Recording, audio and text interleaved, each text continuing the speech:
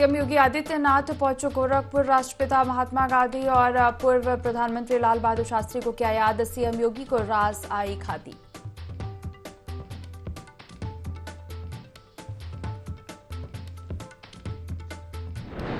विधायक की छोड़ अखिलेश यादव लड़ सकते हैं लोकसभा चुनाव। मध्य प्रदेश में कांग्रेस के साथ गठबंधन का ऐलान। सपा जल्द करेगी अपने उम्मीदवारों की घोषणा।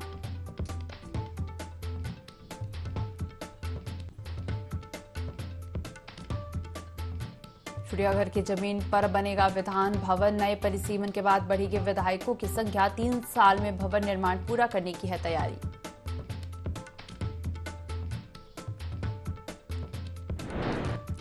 ताजमहल का टूटा पिछले 3 साल का रिकॉर्ड। 46,000 पर्यटकों ने किया ताज का दीदार। पर्यटकों की जबरदस्त आमद से सड़कें जाम।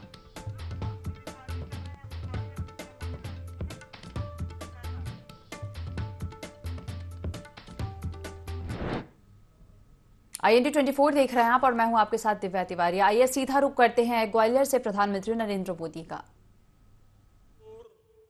नरसिंहपुर, दमोह और शाहजहांपुर को नए स्वास्थ्य केंद्र भी मिले हैं। ये केंद्र Ayushman Bharat health infrastructure mission के तहत बने। इनमें गंभीर बीमारियों के इलाज की सुविधा है।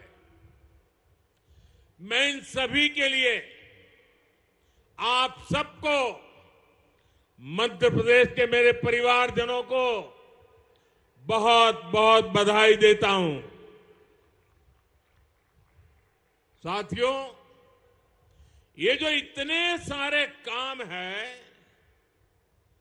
ये डबल इंजन सरकार के साझा प्रयासों का परिणाम है। जब दिल्ली और भोपाल दोनों जगह समान सोच वाली जनता जनार्दन को समर्पित सरकार होती है, तब ऐसे काम और तेज गति से होते हैं। इसलिए आज मध्य प्रदेश का भरोसा डबल इंजन सरकार पर है। डबल इंजन यानी MP का डबल विकास। मेरे परिवारजनों, बीते वर्षों में हमारी सरकार मध्य प्रदेश को बीमारू राज्य से देश के टॉप 10 राज्यों में ले आई है। यहां से अब हमारा लक्ष्य मध्य प्रदेश को देश के टॉप 3 राज्यों में ले जाने का है। MP टॉप 3 में जाना चाहिए कि नहीं जाना चाहिए? MP का स्थान टॉप 3 में होना चाहिए कि नहीं होना चाहिए? बड़े गर्व के साथ 3 तक पहुंचना है कि नहीं पहुंचना है? ये काम कौन कर सकता है? ये काम कौन कर सकता है? ये काम कौन कर सकता है? ये काम कौन कर सकता है? ये गारंटी कौन दे सकता है? ये गारंटी कौन दे सकता है?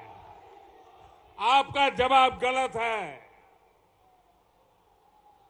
ये गारंटी एक जिम्मेदार नागरिक के नाते आपका एक वोट मध्य प्रदेश को नंबर 3 पे ले जा सकता है जी।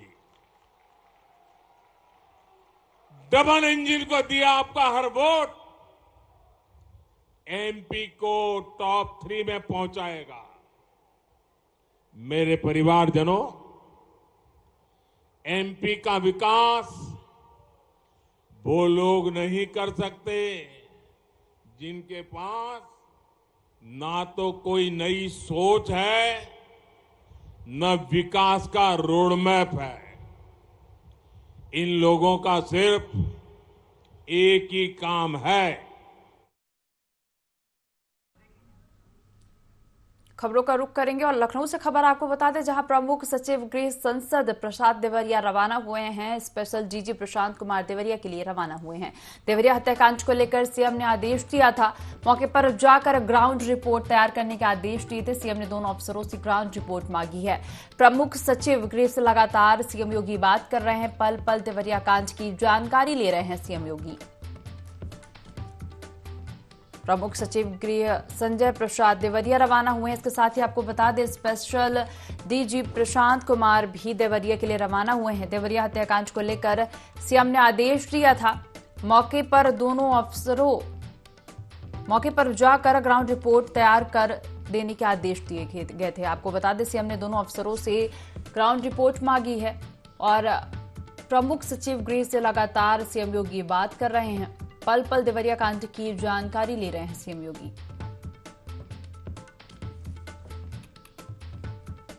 खबर लखनऊ से, जहां प्रमुख सचिव गृह संजय प्रसाद देवरिया रवाना हुए हैं और स्पेशल डीजी प्रशांत कुमार भी देवरिया के लिए रवाना हुए हैं। देवरिया हत्याकांड को लेकर सीएम ने आदेश दिया था। मौके पर जाकर ग्राउंड रिपोर्ट तैयार करने के आदेश दिए थे। सीएम ने दोनों अफसरों से ग्राउंड रिपोर्ट मांगी है। प्रमुख सचिव गृह से लगातार बात कर रहे हैं और पल पल देवरिया कांड की जानकारी ले रहे हैं।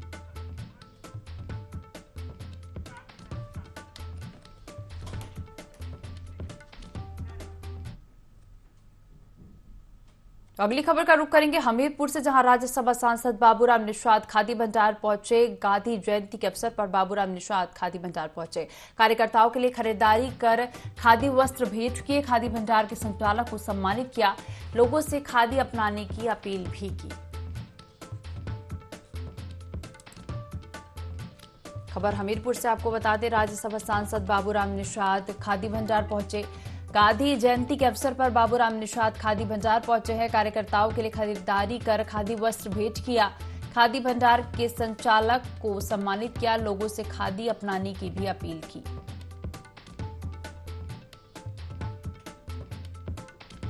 तो यह खबर हमीरपुर से है, जहां राज्यसभा सांसद बाबूराम निषाद खादी भंडार पहुंचे और कार्यकर्ताओं के लिए खरीदारी कर खादी वस्त्र भेंट किए। खादी भंडार के संचालक को भी सम्मानित किया और इसके साथ ही लोगों से खादी अपनाने की अपील की।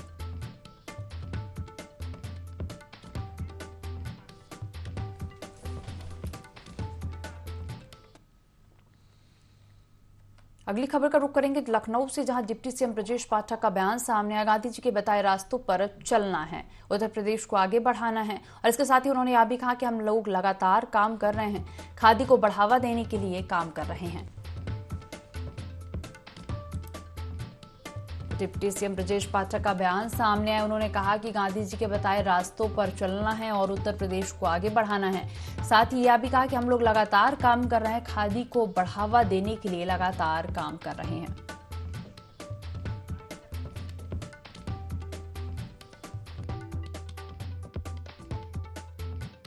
है ऐसे अवसर पर प्रदेशवासियों की तरफ से श्रद्धांजलि अर्पित करता हूं। और श्रद्धेय बापू ने जो सत्य अहिंसा का मार्ग भारतवासियों को दिखाया था, पूरी दुनिया आज उसका अनुसरण कर रही है। और बापू सिर्फ भारतवर्ष के नहीं, दुनिया में उनका एक विचारधारा स्थापित हुई है। और श्रद्धेय बापू का जो स्वच्छता मिशन था, उसको धरातल पर उतारने का काम माननीय प्रधानमंत्री नरेंद्र मोदी जी ने किया। कल से हम लोग स्वच्छता पखवाड़ा मना रहे हैं और जन सामान्य को जोड़ने में हम सब सफल हुए हैं। हम लोग खादी भंडार में आए हुए हैं और यहाँ हम सब कार्यकर्ता मिलकर के कुछ न कुछ खादी वस्त्रों की खरीदारी। अगली खबर का रुख करेंगे चंदौली से, जहां हाईवे पर आग का गोला बना चलता हुआ ट्रक। संदिग्ध हालत में ट्रक के केबिन में आग लगी है। चालक और क्लीनर ने भागकर जान बचाई। फायर ब्रिगेड ने कड़ी मशक्कत के बाद आग पर काबू पाया। पुलिस लाइन के ठीक सामने हाईवे पर यह घटना हुई, जहां हाईवे पर चलता हुआ ट्रक आग का गोला बन गया। अचानक उस पर आग लग गई। संदिग्ध हालत में ट्रक के केबिन में आग लगी है। चालक और क्लीनर ने भागकर अपनी जान बचाई। फायर ब्रिगेड ने कड़ी मशक्कत के बाद आग पर काबू पाया। पुलिस लाइन के ठीक सामने हाईवे पर यह घटना हुई।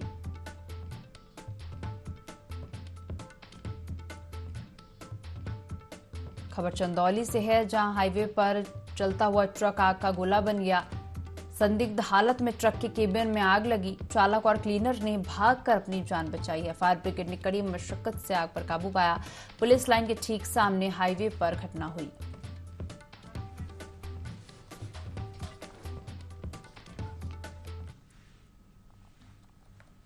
अगली खबर का रुख करेंगे सीतापुर से, जहां राज्यपाल आनंदीबेन पटेल कल नैमिषारण्य पहुंचेंगी और नैमिषारण्य के काली पीठ में भागवत कथा चल रही है। रमेश भाई ओझा की भागवत कथा में शामिल होंगी। प्रशासन की तरफ से सुरक्षा व्यवस्था की तैयारी भी शुरू है। राज्यपाल आनंदीबेन पटेल कल नैमिषारण्य पहुंचेंगी और आपको बता दें, नैमिषारण्य के काली पीठ में भागवत कथा चल रही है। रमेश भाई ओझा की भागवत कथा में शामिल होंगी और जिसके लिए प्रशासन की तरफ से सुरक्षा व्यवस्था की तैयारी शुरू हो गई है। खबर सीतापुर से आपको बता रहे हैं, राज्यपाल आनंदीबेन पटेल कल नैमिषारण्य पहुंचेंगी और काली पीठ में चल रही भागवत कथा में शामिल होंगी। प्रशासन की तरफ से सुरक्षा व्यवस्था की तैयारी भी शुरू है और आपको बता दें, राज्यपाल आनंदीबेन पटेल रमेश भाई ओझा की भागवत कथा में शामिल होंगी।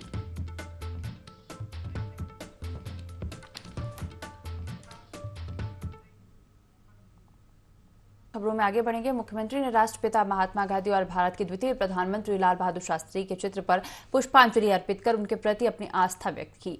वहीं सीएम गांधी और शास्त्री जयंती पर क्षेत्रीय श्री गांधी आश्रम गोलघर पहुंचे, जहां मुख्यमंत्री योगी आदित्यनाथ को खादी रास आ गई। उन्होंने चरखा चलाया और कुर्ते का कपड़ा खरीदा। सीएम को 1225 रुपए मूल्य का कपड़ा 30% छूट के बाद 858 रुपए में मिला। उन्होंने सांसद, विधायक और अन्य लोगों को भी खादी का कपड़ा खरीदने के लिए प्रेरित किया। इसके बाद काउंटरों पर खरीदारों की भीड़ लग गई। लगभग सभी ने कपड़े खरीदे।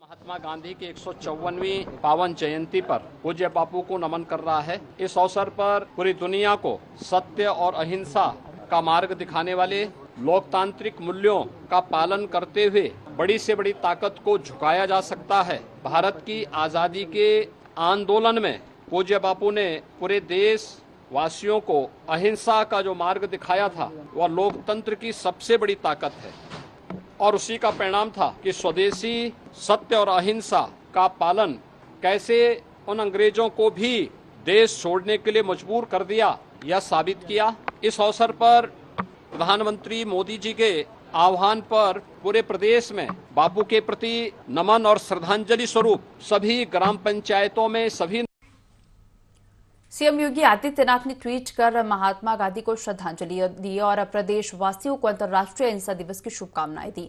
इस दौरान सीएम ने पूर्व पीएम लाल बहादुर शास्त्री को भी श्रद्धांजलि दी और सभी प्रदेशवासियों से कहा कि उनका त्यागमय जीवन हम सभी के लिए एक पाथेय है।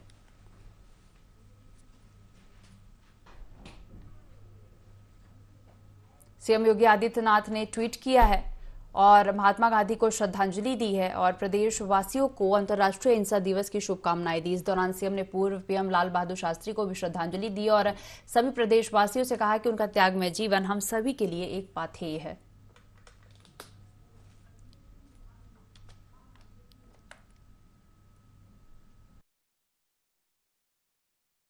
गांधी को श्रद्धांजलि दी, इसके साथ ही अंतर्राष्ट्रीय महिला दिवस की भी शुभकामनाएं दी हैं।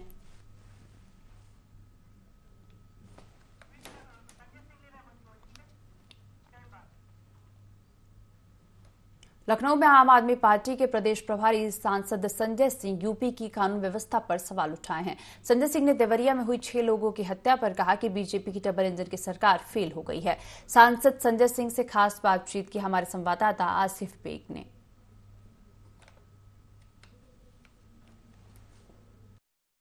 घटनाओं से जहां आम लोग दहल उठे, वहीं दूसरी तरफ विपक्ष भी अब सरकार पर निशाना साधना शुरू कर दिया। हमारे साथ मौजूद हैं आप प्रभारी यूपी के संजय सिंह जी, जिनसे बात करें। सर, जो घटनाएं हो रही हैं, लगातार देवरिया में घटना हो रही है, कौशाम्बी में, क्या लग रहा है डबल इंजन? देखिए, देवरिया में 6 लोगों की जो हत्या हुई है, ये उत्तर प्रदेश के कानून व्यवस्था की कलई खोलने के लिए काफ़ी है। इसके पहले आपने देखा होगा, सुल्तानपुर में एक डॉक्टर की हत्या हो गई। बस्ती में एक गैंग रेप हुआ, पति के सामने पत्नी का, पति पत्नी दोनों ने आत्महत्या कर ली। एक बैंक पुजारी की हत्या, एक मंदिर के पुजारी की हत्या हो गई प्रयागराज में, बरेली में भाई बहन के ऊपर एसिड अटैक हुआ। तो मुख्यमंत्री जी को अब कार्रवाई करनी चाहिए, समीक्षा बैठक बहुत हो चुकी। जी बिल्कुल, आप सांसद संजय सिंह का कहना है कि जिस तरह से यूपी में लगातार घटनाएं हो रही हैं और लगातार आपराधिक घटनाओं से कहीं ना कहीं सरकार की कार्यशैली पर भी सवाल खड़े हो रहे हैं, कानून व्यवस्था को लेकर लगातार विपक्ष निशाना भी साध रहा। अब देखने वाली बात यह होगी कि आने वाले दिनों में कानून व्यवस्था को सुदृढ़ बनाने के लिए बीजेपी सरकार क्या करती है। आसिफ बेग, IND 24, लखनऊ। मेरठ में आयोजित अंतर्राष्ट्रीय जाट संसद में केंद्रीय मंत्री संजीव बालियान ने कहा कि पश्चिमी उत्तर प्रदेश को एक अलग राज्य बनाना चाहिए जिसकी राजधानी मेरठ होगी, और इस कार्यक्रम में संजीव बालियान सहित कई बड़ी हस्तियों ने शिरकत की। वहीं इस मांग को पार्टी हाईकमान तक पहुंचाने के सवाल पर बालियान ने कहा कि अलग अलग पार्टियों और नेताओं के अलग अलग विचार हो सकते हैं और ये मेरा अपना विचार है कि पश्चिमी यूपी को एक अलग राज्य बनाया जाए।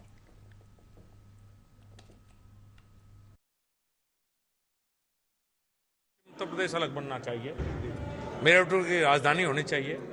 8 करोड़ की आबादी है, बहुत छोटे छोटे प्रदेश हैं। जिस दिन पश्चिम उत्तर प्रदेश अलग बन जाएगा, ये इस देश का सबसे अच्छा प्रदेश होगा, सबसे समृद्ध और अच्छा प्रदेश पश्चिम उत्तर प्रदेश। मैं तो हमेशा कहता हूँ, मैं अलग अलग पार्टियों के अलग विचार हो सकते हैं, संजीव बालियान के अपने विचार ये हैं कि पश्चिम उत्तर प्रदेश अलग प्रदेश। अगली खबर का रुख करेंगे लखनऊ से, जहां डिप्टी सीएम ब्रजेश पाठक ने भी माल्यार्पण किया। गांधी जयंती पर गांधी जी की प्रतिमा पर माल्यार्पण किया। मुख्य सचिव दुर्गा शंकर मिश्रा, ACS होम संजय प्रसाद मौजूद हैं। इसके साथ ही विधायक पंकज सिंह और सांसद अशोक वाजपेयी भी मौजूद हैं। तो डिप्टी सीएम ब्रजेश पाठक ने गांधी जयंती पर गांधी जी की प्रतिमा पर माल्यार्पण किया। गांधी जयंती पर गांधी जी की प्रतिमा पर डिप्टी सीएम ब्रजेश पाठक ने माल्यार्पण किया है। तो खबर लखनऊ से, डिप्टी सीएम ब्रजेश पाठक ने माल्यार्पण किया। गांधी जयंती पर गांधी जी की प्रतिमा पर माल्यार्पण किया। मुख्य सचिव दुर्गा शंकर मिश्रा, ACS होम संजय प्रसाद मौजूद है। इसके साथ ही विधायक पंकज सिंह, सांसद अशोक वाजपेयी भी मौजूद हैं।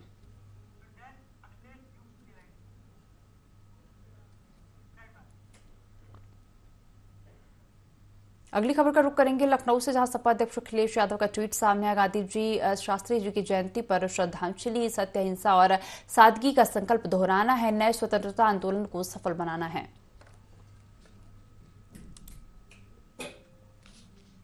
खबर लखनऊ से आपको बता रहे हैं, सपा अध्यक्ष अखिलेश यादव ने ट्वीट किया है और गांधी जी शास्त्री जी की जयंती पर श्रद्धांजलि दी। सत्य, अहिंसा और सादगी का संकल्प दोहराना है, नए स्वतंत्रता आंदोलन को सफल बनाना है, ऐसा सपा अध्यक्ष अखिलेश यादव ने कहा।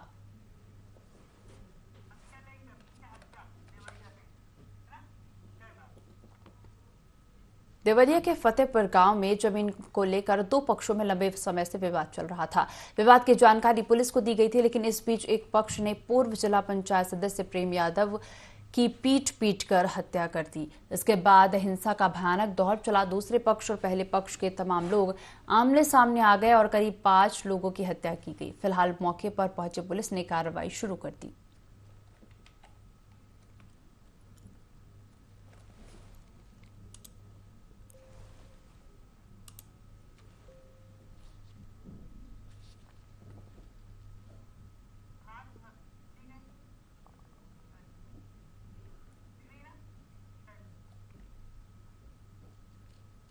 सोनभद्र में सुभाषपा के राष्ट्रीय अध्यक्ष ओम प्रकाश राजभर ने कहा कि सोनभद्र में जो जमीन सरकारी है वह जमीन हमारी है। उनके इस बयान को लेकर सियासत तेज हो गई है। वहीं पूर्व IPS एवं आजाद अधिकार सेना के राष्ट्रीय अध्यक्ष अमिताभ ठाकुर इसको लेकर बड़ा हमला बोला है और इस मामले को लेकर DM और SP से ओम प्रकाश राजभर के खिलाफ FIR दर्ज किए जाने की मांग की है।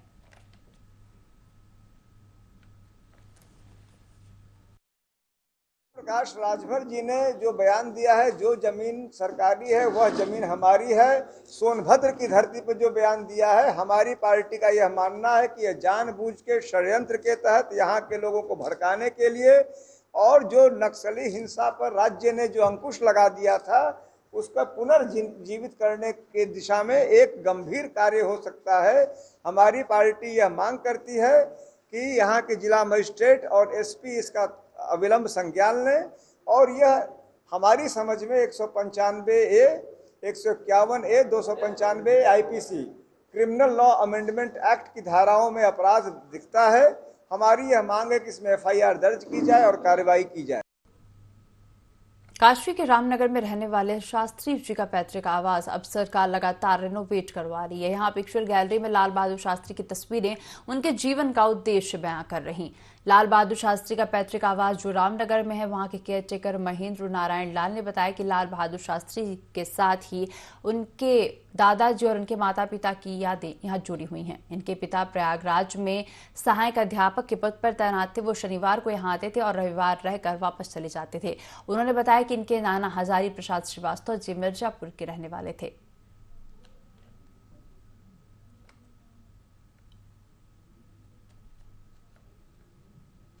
नगर नंबर 3 में वो शास्त्री जी का चूल्हा है और जिसमें उनकी ललिता शास्त्री खाना पकाती थी। माता जी ने खाना पकाया था और इनके बर्तन वगैरह भी आज भी पड़े हैं, जो पीतल तांबे कौशे के बर्तन आज भी पड़े मौजूद हैं।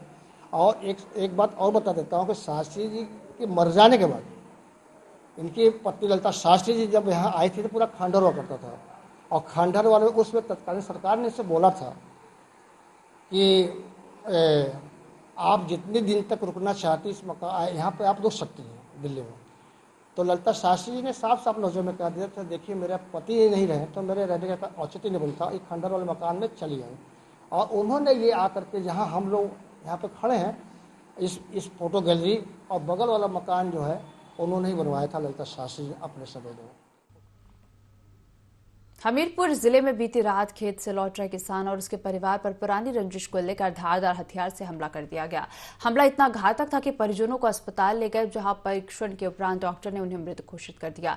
मौके पर पुलिस पहुंची और मामले की जांच में जुट गई है। जांच के बाद पुलिस किसी नतीजे पर पहुंचेगी।